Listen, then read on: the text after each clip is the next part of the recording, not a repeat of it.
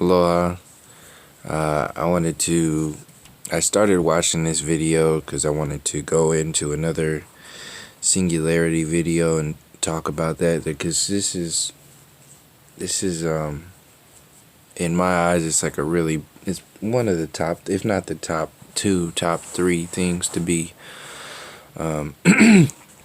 addressing overall, because the way this technological so-called evolution is being pumped into people, into the consciousness as a whole, and what they're talking about, their moves on every front need to be at least seen. And as soon as I saw this 2029 year as the name of this video, it also matched up with everything else that I've been talking about, is how they sell things. They sell you the future. They sell you promises of how things are going to be based upon how they see things were created, how they see the evolution theory, the Big Bang theory. All this stuff is all theory, and they have to create futures based upon their theories to prove the original theories to begin with. So this is why everything is always, oh, just, in the future we're going to Mars, in the future we'll have space things on the moon, in the future we'll have aliens, in the future we'll have flying cars, in the future we'll do this, in the future we'll clone some woolly mammoth or something. They'll just have all these different kinds of so-called proofs of their theories, but it's just bullshit. And I haven't watched this video yet, so I wanted to share it, or at least I didn't want to watch it and then rewatch it again and then do a video on me rewatching it, or do a video on talking about it. I wanted to be kind of shocked with people, just for this video, because I already know it's going to be shocking. I started it and like 2 minutes in, I saw how just fucking Neil deGrasse, it takes a lot of energy for me to be watching or just around Neil deGrasse's bullshit. Just watching his shit is just, yeah, it's ridiculous. So I knew this video was gonna be full of shit, so I figured it'd be cool to be watching it with people as we watch full of shit stuff and listen to them sell your future, your singularity of 2029 and what that means. Like, what is singularity? Angry with you. If I can press the play button. Today's guest is the one, the only, Ray Kurzweil. He's an author, he's an inventor, he's an innovator, and this is our conversation. Ray, welcome to the show.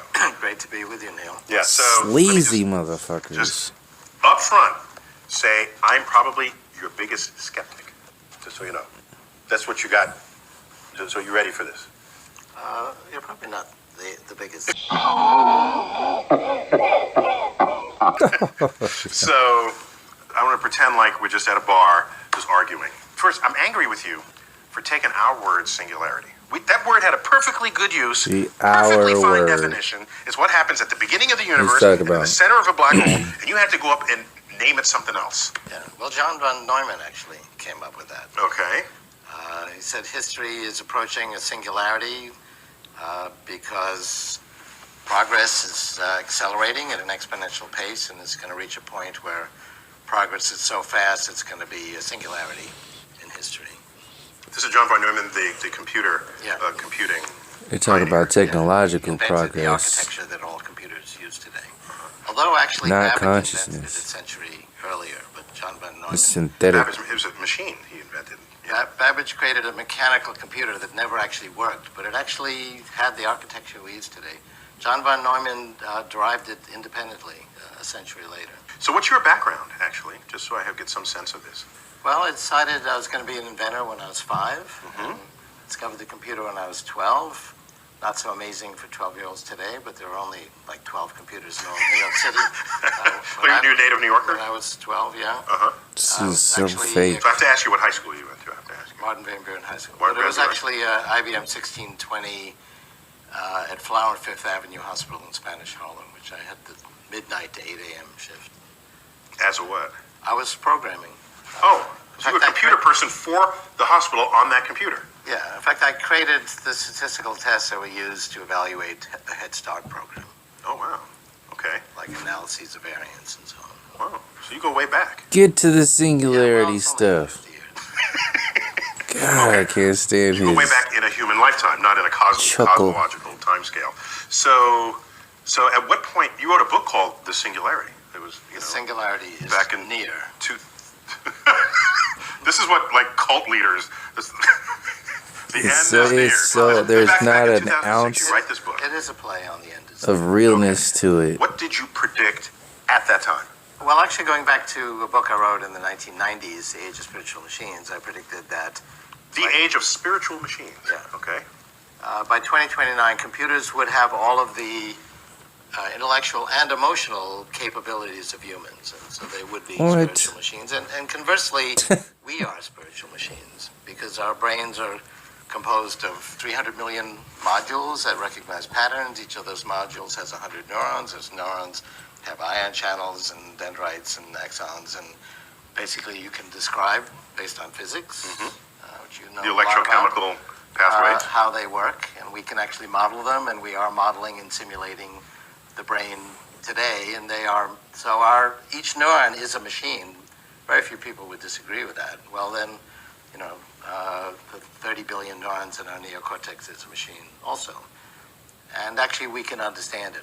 My most recent book, How to Create a Mind, talks about how that machine works. That sounds diabolical. How to create a mind. What's going on in your basement? You can tell me. Nobody's looking. Tell me. Well, we are understanding how human intelligence works. I mean, these things are brain extenders already. Yeah. We are The smarter. smartphone that you point to. Our brain is already expanded in the cloud. But we're smarter as a result. We'll directly. They're telling you. Cortex in the 2030s. But wait, What? let me. Well, the last So time you we did won't be that left was 2 behind. million years ago when we went from primates to humanoid. So this is the style of the magician, the scientific magicians, to tell you this is what's already happened. We're already this innovated being, and if you are not like this, then you are behind. It's kind of like having an old flip phone or something. Like if you got a flip phone, something's wrong with you. So they tell you if you're not in the cloud, you're not involved in the cloud, if you don't have this whole cloud feature going on, then you're off. And this is how they're gonna sell this singularity thing, is if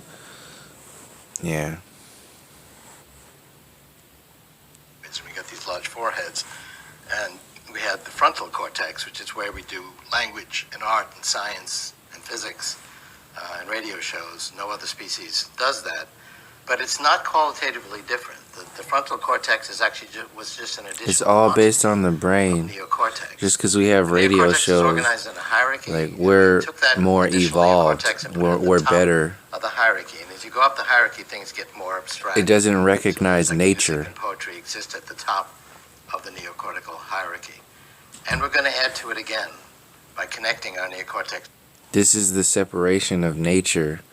Your separation from your source, your separation from your most high, your separation from yourself, everything, your family, your culture. That's what the science community, the technological singularity, the synthetic so-called evolution, this whole space is based upon separating you from your natural connections, and by so-called intellect, by so-called knowledge, And they say, oh, we have big brains, we have radio shows, nobody else has this, so we're obviously the best. Instead of understanding the harmonics of nature, the harmonics of this space, they celebrate the ego, they celebrate the intellect, they celebrate the mind, and say that's it, that's the highest. They only focus on like this as being the mind as being, that's it. Since we've evolved in this evolution theory to evolve to a mind that can make technology and radio shows, then that's it, we did it, so let's just keep on this track. But they fail to realize the rest of the body, they fail to realize the energy centers, they fail to realize the harmonics, the purpose of everything, and instead they just pride themselves in this 10% version of experiencing the reality, and then they just talk about how great everybody is in this 10% version of reality, and how behind the scale you are if you believe in anything else, or if you don't believe in what they're saying, or you don't understand it. Like, they keep you down while they're continually building themselves up in an artificial grid. To the cloud and to synthetic neocortex, and expanding it the way we did 2 million years ago, except this time it won't be limited by a fixed enclosure. We'll be able to expand it without limit. What's the difference between extending the power of your brain through some connection into silicon-based intelligence versus just having access on your hip? Elon Musk was talking about this in another video. I think there's no substantial difference. I mean, I think this is a brain extender. Because people talk about, plugging some USB port into your... Well, the scenario I think that is realistic is computers are getting smaller and smaller. We'll have nanorobots at the size of blood cells that have computers in them that go into the brain through the capillaries and communicate with our neurons. We already know how to do that. People with Parkinson's disease already have computer connections into their brain. That will communicate wirelessly to the cloud. This computer on my hip communicates wirelessly to the cloud. It can multiply itself 10,000-fold by accessing thousands of computers when we need them in the cloud. It can access millions of computers of information. They're not asking whether or not this is accessing all of human knowledge with a few keystrokes. By cool or okay. They're just doing this shit and then making you... At that point, who cares? You got the machine. Because it's a much faster interface. I mean, our fingers are very slow compared to... making you be the uncool kid. I didn't know the world was going too slowly for you. You want to speed it up. If you don't like it. Okay. Well, it is. But they're using tax money to do this shit too. To read and write? The brothers Karamazov, it takes, months. So you're suggesting that you can get these nanobots the size of your neurosynapses, let's say, and one will be preloaded with War and Peace, the novel, and would somehow inject it into your neurosynaptic memory banks, and then you're done. You've got it. Just like in the Matrix, they would load memory. These are sorcerers. We will connect to neocortical hierarchies in the cloud. Some of that could have preloaded knowledge. We could communicate with each other more intimately that way. But basically, we'll expand the size of our neocortex. And that's, what's the difference between a mouse and a primate is the primate has more neocortex. It's therefore smarter. This is their basic math to prove. And when we get these large foreheads becoming humanoids, their theories. You see how he repeats this. The enabling factor for us to invent language. So the wireless cloud becomes the growth of our neocortex, right, into the next dimension. According to these guys, to grow our neocortex, and once again, not according to nature. At the top of the hierarchy, and as you go up the hierarchy, the level of abstraction gets greater. See, this is according, so they just said once you get microchips in your brain, that is the next move. That is the definition of the transhumanism movement, is to say that the singularity or whatever is to merge you with a microchip technology of some sort. Neil deGrasse Tyson just said that just now. And he's just there to agree with him or to give another perspective of how that's true and how they're all great. But the undertone to this is that they have created themselves out to be the Most High. They have created themselves to be, or put themselves out there to be the creator, the person, the people who are involved in your so-called evolutionary step that was originally designed by a creative intelligence that they have completely thrown away, thrown under the bus, forgot about, and have denied inherently in their style of approaching this whole experience. And they said, oh yeah, well, we create your next evolution, an evolutionary step, because we found the God particle, we understand this stuff, and this is what's happening, and if you don't do this, something's wrong with you. So they just use bully mentalities and arrogance to sell you their next agenda. So music and art and poetry and radio. And then they just convince you. All exist at the top of that hierarchy. At the bottom of the hierarchy, I can tell that with the this rug on the floor is a straight line and very simple things like that.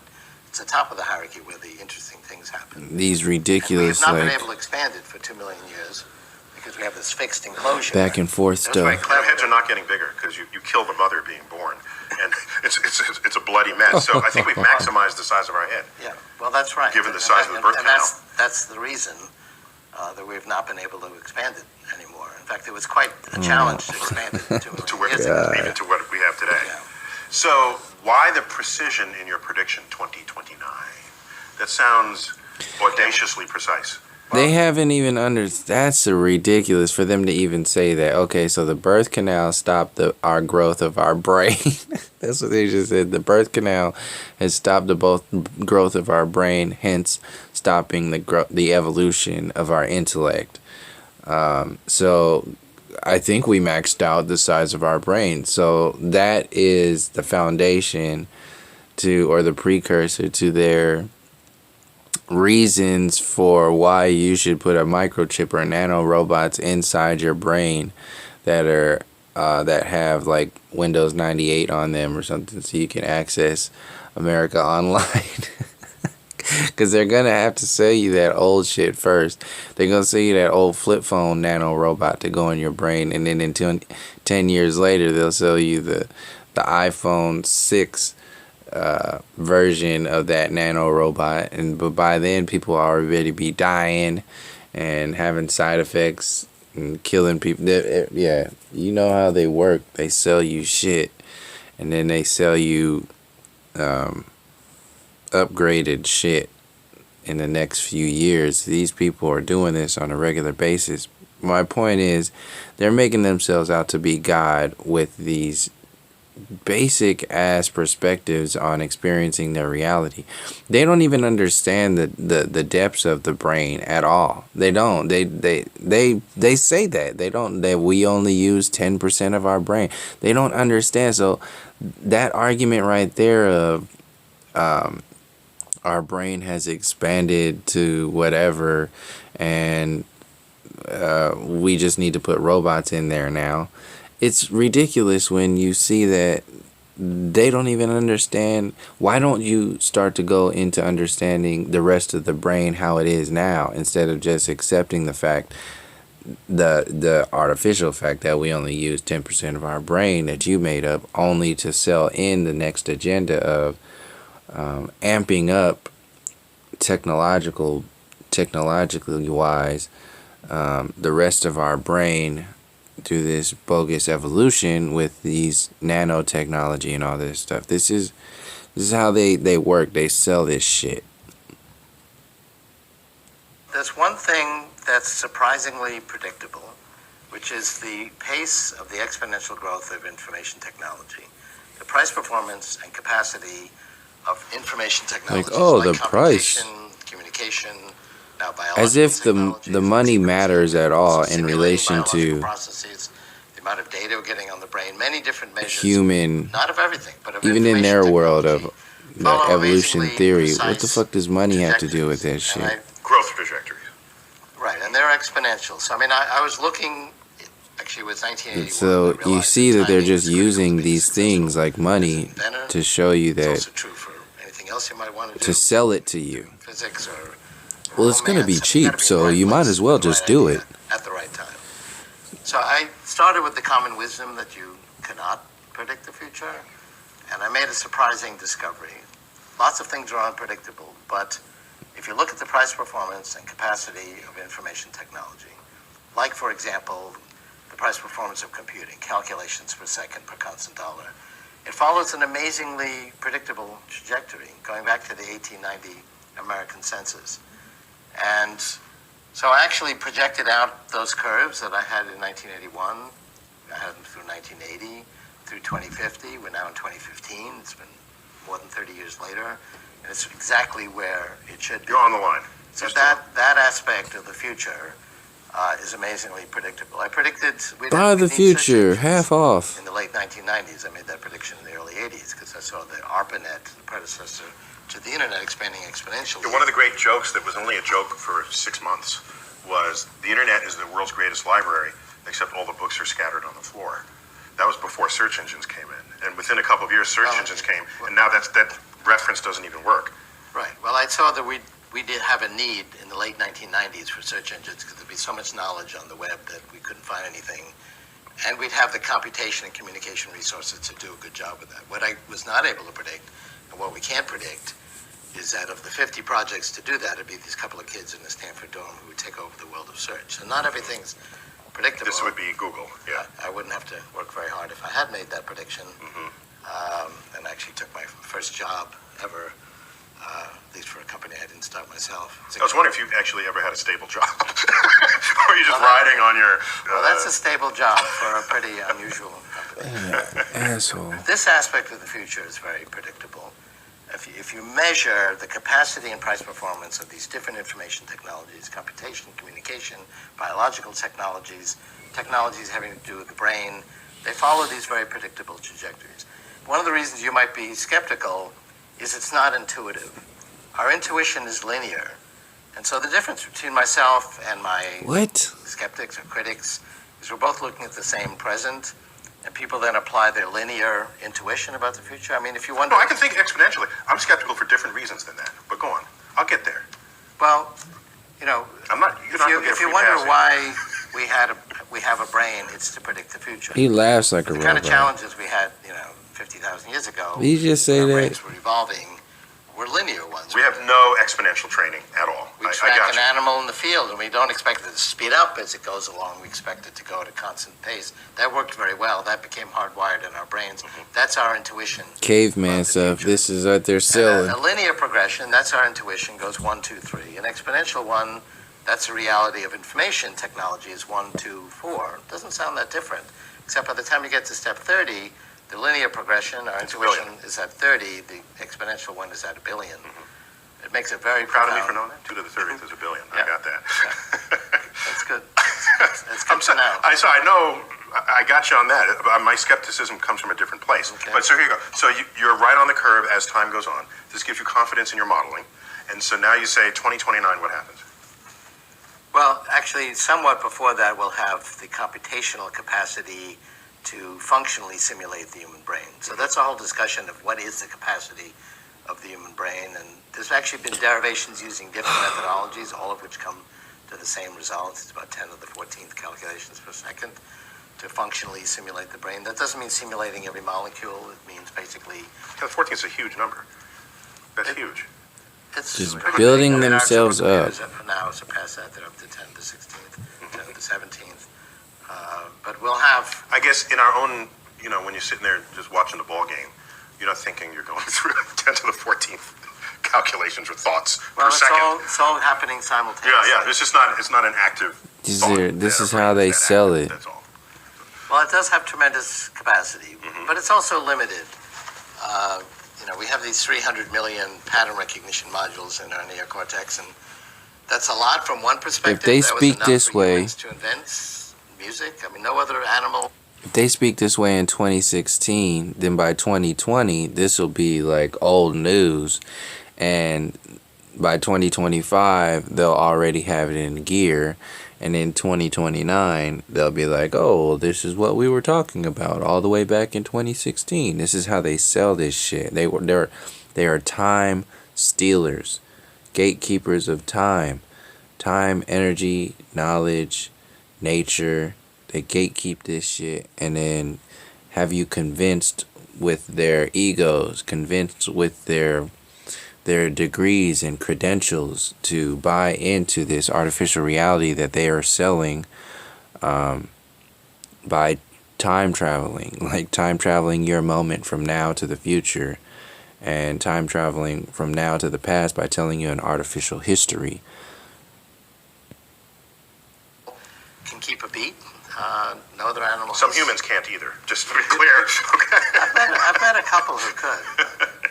But it's also limited. We have expanded it to some extent by connecting, at least, indirectly with devices. Right. So you project to the future, some point where computational ability and storage. Well, computation's one side of the question. The other is the software side. It's a more complicated analysis, but our information about how the brain works is also growing exponentially. The spatial resolution of non-invasive scanning is doubling every year. And a lot of people say, well, it's so complicated because there's billions of different connections, ignoring the fact that there's a lot of repetition and redundancy. There's actually 300 million modules, and they all work pretty much the same way. The neocortex, people thought, oh, that must be very different because that does art and poetry, compared to, let's say, V1, which can tell that there's a straight line in front of me. But it actually turns out to be the same algorithm. But they're organized in a hierarchy, and we put that additional neocortex capacity into the top of the hierarchy. And there are descriptions today. I have one in my book, How to Create a Mind, of roughly, functionally, how the human brain works, how the neocortex works. That's where we do our thinking. Roughly. We're going to refine that as we get more and more. I guess that's good enough when you're talking about the brain, roughly. So we're going to keep moving in that direction. And I believe we can have a world that's essentially free of poverty, where disease has been greatly reduced, clean up the environment. Oh, you guys are so good. In terms of energy and food. Mm-hmm. The downside is, there's lots of movies about the downside. I don't need you to tell me about what the movies do. All right. Good cop, bad the cop. AI is trying to destroy humanity, and it's the humans against the artificial intelligence or the robots. Or it's two groups of humans fighting for control of the AI. One thing that gives me comfort is we don't have one or two AIs in the world. We have 2 or 3 billion AIs. A smartphone is an artificial intelligence. It's in fact very intelligent, and it accesses the cloud and makes it even more intelligent. And it's in billions of hands. People say, oh, only the wealthy are going to have these technologies that Kurzweil talks about. And I say, yeah, like smartphones, where you in fact had to be wealthy to have a phone, a mobile phone. It wasn't very smart, 20 years ago. And it didn't work. Only the cool people had mobile phones, like Gecko in Wall Street. So these are the cool people today. He's got that sort of shoulder So they're the cool people today. And I remember seeing that, I say, wow, that's really cool. He's so rich, and he can just walk down the beach with a phone on his shoulder. And it really didn't work very well. And today they do a million things, and they work much It's just better. incidentally a phone, right? And there's billions of them. So what of all this talk, whether or not you initiated it, about uploading one's brain to a computer and then the computer becomes you? What do I make of this talk? Well, that's not really the scenario I think will happen. We've already talked about how we're going to connect to artificial intelligence. Now, we do that mostly indirectly. There are a few people that have computers connected in their brains, like Parkinson's patients, but for the most part, they're not inside our It's how they brains, sell they it. may as well It's be. how It's how they sell it to you. They sell what the sick and diseased individuals, or disabled people. They use that as the segue to sell you. They say, oh, well, it's already happening with people who have Parkinson's. Like, we're already putting technology inside people's brains already. So it's already happening. So this is how they make it humane for you, is by utilizing it for the sick, diseased, and the disabled. So when they show you all these commercials about these prosthetics that are these artificial limbs that are on people. This is all amping up right now to sell in transhumanism. This is all where they get these soldiers who come back from war and they need 2 arms and a leg, and they're just like, oh, look what science did. They use these individuals. It's the most fucked up thing out there. They use these individuals who are hurting, and they say, oh yeah, here you are, here we're doing this for you. But no, they're not doing this. They're doing this to sell an agenda. So they say that, yeah, look at this. Science helped these people walk. Science helped these people do this. Now buy this robot to stick inside your brain 10 years later. That's their intent. This is why it's like commercials. Commercials aren't good for you. Like, they might think you like see some shit, but they're selling you some shit at the same time. The whole program is set up like that. Will happen in society. There's stupid ass predictions. Well, it's not one day. I mean, first of all, sell the agenda. The predictions I made for today, 30 years ago, people thought were totally ridiculous. See? Now that it's here, we can't imagine that it ever wasn't the case. Did we ever have a time where there wasn't social networks and mobile devices where we could access all of this knowledge and each other and so on? That was only a few years ago. They sell the future. And the future, so the artificial future. We actually get used to them, and they become ubiquitous very quickly, and we forget that it ever wasn't the case. I mean, you can now talk to your computer and ask it questions in natural language. The thing is, when these capabilities emerge, they're kind of clunky and they don't work very well, so people dismiss it saying, well, it doesn't really work. Then by the time it does work well, people say, well, it's been doing that for a long time. It's nothing new. And so it kind of creeps up on us. Computers, we're going to be talking to them, and they're going to get more and more sophisticated, and very gradually they'll become more and more human-like, to a point where they're really indistinguishable. So, 100,000 years ago, we couldn't reach that fruit at that higher branch, so we invented a tool that extended our physical reach. And then we invented tools that expanded our muscles. We could create pyramids. Cavemen. Now we can access all of human knowledge with the evolution theory. We're always expanding our reach. Fire, tools, smartphone.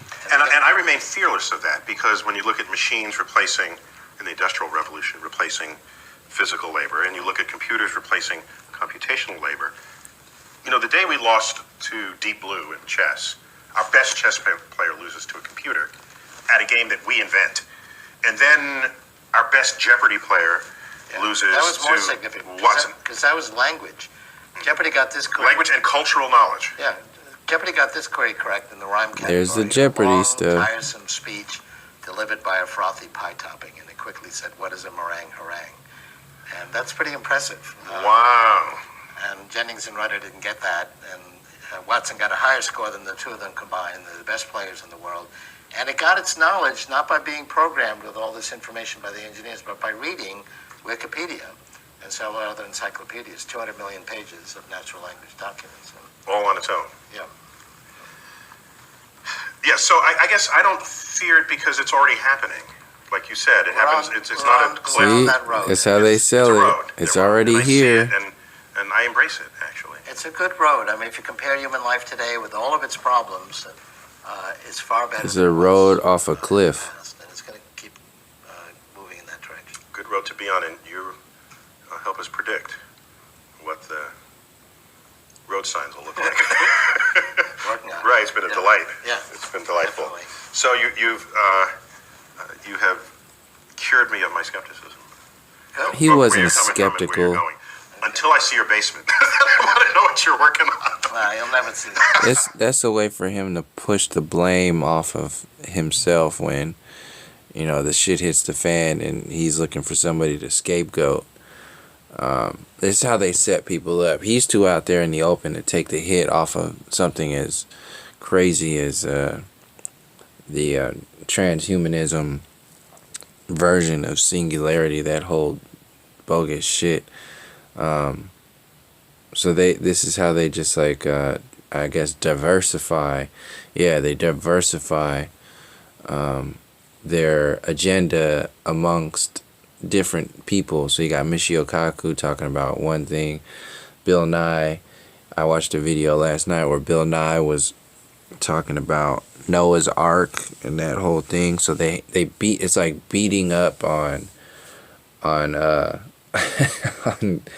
like the bullies beat up on the weaklings in order to make themselves look, instead of looking stronger, they are looking smarter, intellect. So if the nerds were actually bullies and then they started bullying all the people who aren't cool in class or whatever, then that's how they make their agendas, their futures, their realities, and then they just sell it over and over and over again, constantly adjusting the future, constantly adjusting the present, constantly adjusting even the past. Like when people are seeing the model of the solar system, so-called solar system, where we're spinning around the sun, and then all of a sudden this video comes out where we're hurling through space spinning around the sun, and they just adjust these versions of our reality in order to back up their theories. And then the way they tell the story, the way the individuals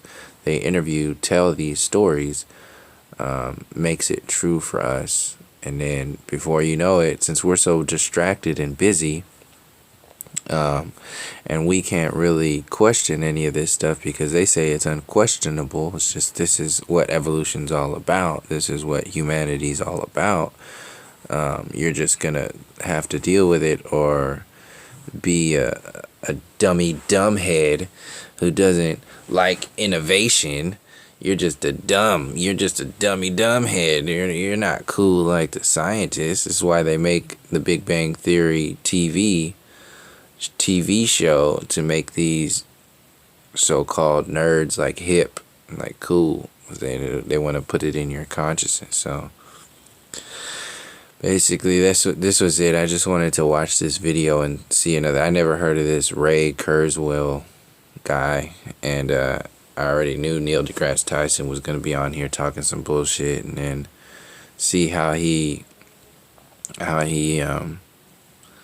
sells these stories and sells the future to you. Like, this came out in April this year. Got 2,500 likes, 204,000 views, and yeah, it's out there. People, they're just like, yeah, let's do it. Let's put nanobots. Let's do transhumanism. So people are all about this stuff, and I just wanted to share this because this is really some jacked up stuff, how I'm seeing this.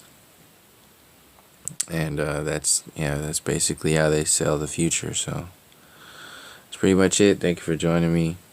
Till next time, from all my relations, peace, love, and harmony.